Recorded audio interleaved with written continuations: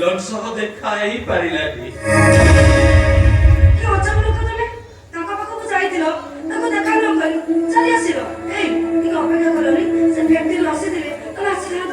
ରଜ୍ୟ ପାଇଲାନି ଲୋ। ତା ଛଡ଼ା ମତେ ଏମିତି ସମ୍ମାନ ଦେଲା, ସେ ସମ୍ମାନରେ ପୁରା ମୋ ପେଟ ପୁରି ଉଠିଲା। ଏଇ ଦେଖୁନୁ, ଏଇ ଦେ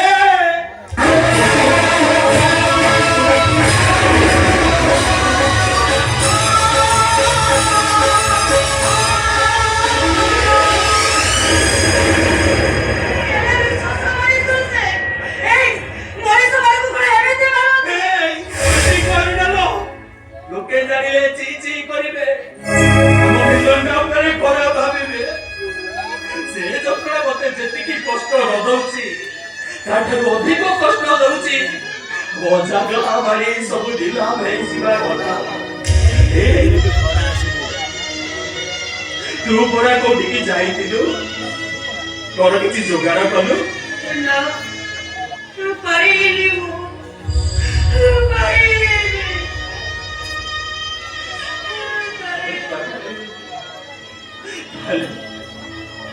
ଏ ଜାଗା ବାଡ଼ି ସବୁ ନିଲାମ ହେଇଯିବ। ଯୋଉ ଘରେ ଆମେ 4 ଭାଇ ଭଉଣୀ ଛୋଟରୁ ବଡ଼ ହେଇଥିଲୁ, ସେ ଘର କଣ ନିଲାମ ହେଇଯିବ। ଆମ ହାତରୁ ସେ ଘର କଣ ଚାଲିଯିବ। ମଝି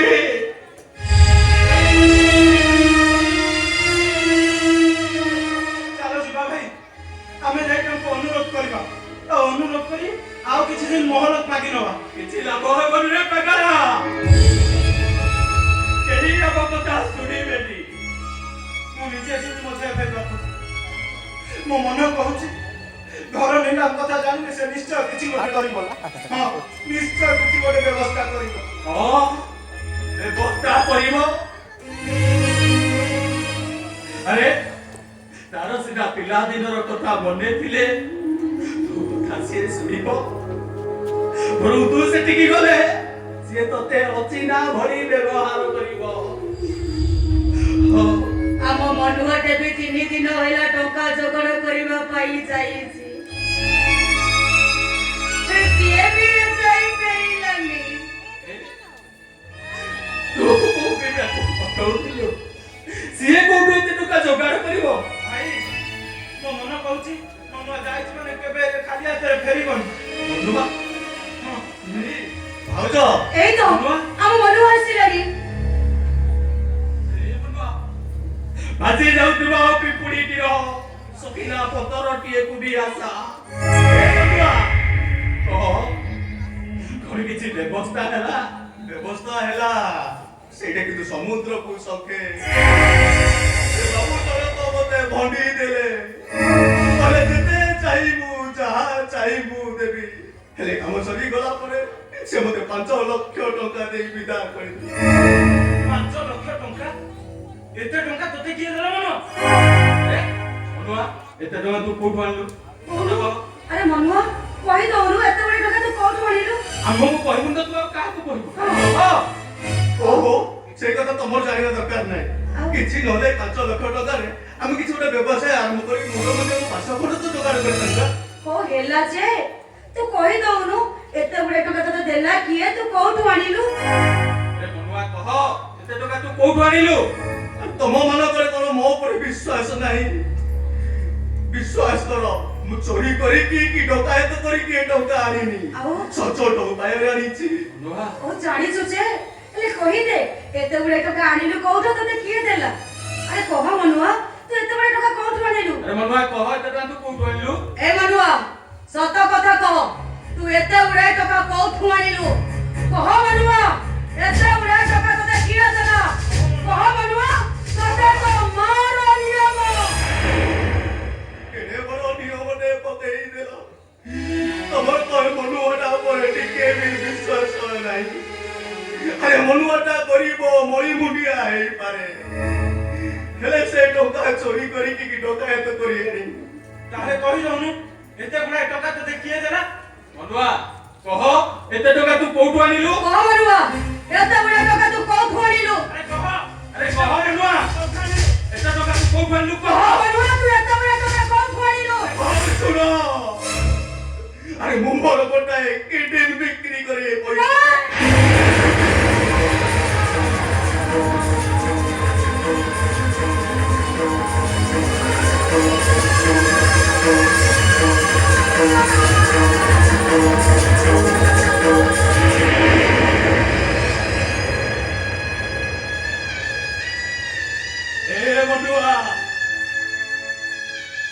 तो मनीष ना भगवान अरे जो मनीष का पाई तो मां दिने दोचारुड़ी है ए गारू बाहरी जाइतिला आउ तते जारो जारो परिचय देइतिला से असहाय मनीष असभय रे तू आज देवदूत साजिछ ए मनुआ तोर एबिति काम पाई तो पाद धुली नबाको इच्छा होछि रे तो पाद धुली नबाको इच्छा होछि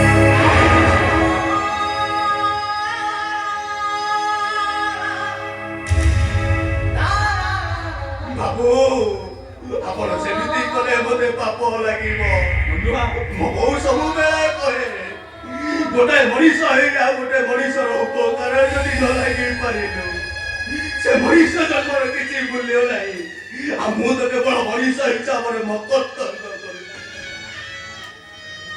मनुआ हे मनुआ तू ए परिवार पाई सामान्य मनीष रे मनुआ तू आउ जब परिवार पाई साक्षात भगवान अरे मम्मी ईश्वर निश्चय छक्का बेसरी मो परिवार को चली आसी छक्के अरे हे मनुआ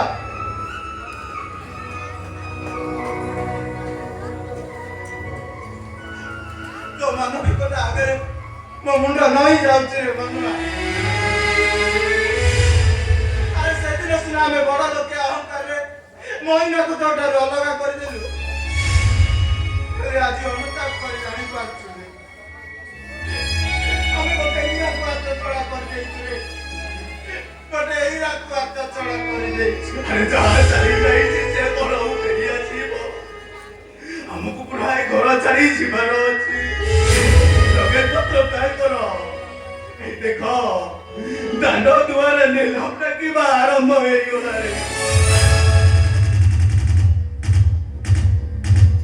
ଶୁଣ ମହାଦେବ ମାନ୍ଧାତା ନିଜ ଘର ଗାଡ଼ି ଉପରେ କରିଥିବା ଋଣ ଏବେ ବଢ଼ି ବଢ଼ି 36 କୋଟି ଟଙ୍କାରେ ପହଞ୍ଚିଛି ତେଣୁ ବ୍ୟାଙ୍କ ତାଙ୍କର ସ୍ଥାବର ଅସ୍ଥାବର ସମ୍ପତ୍ତି ନିଲାମ କରୁଅଛି 36 କୋଟି 2 37 କୋଟି 37 କୋଟି 37 କୋଟି 2 37 କୋଟି 3 ବ୍ୟାଙ୍କ ମହାଦେବ ମାନ୍ଧାତାଙ୍କର ସ୍ଥାବର ଅସ୍ଥାବର ସମ୍ପତ୍ତିକୁ ନାଗେଶ୍ୱର ନାୟକଙ୍କ ନାମରେ କରୁଅଛି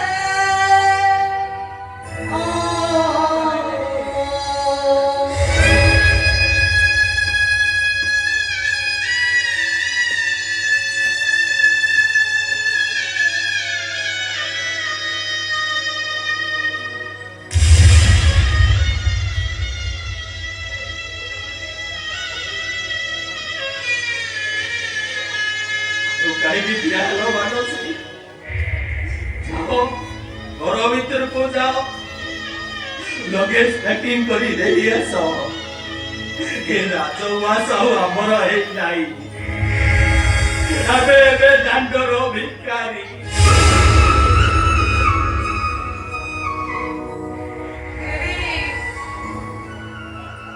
আজি দই বটা উপরে দাও সাজিলা সমস্ত কবি সব উপরে পড়ি গলা কে বুঝু বা না বুঝু মো কিন্তু ঠিক বুঝি যাইছি এই জন্মর কর্ম ফল এই জন্মরে ভোগী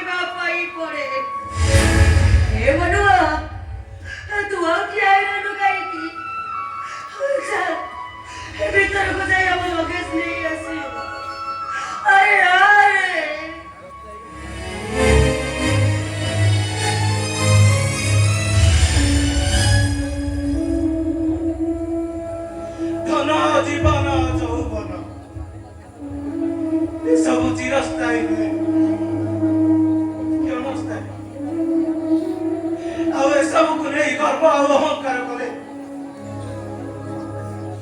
ଦିନେ ନା ଦିନେ ଆମ ଭଳି ଦଶା ଭୋଗିବାକୁ ହବ, ଆମ ଭଳି ଦଶା ଭୋଗିବାକୁ ହବ।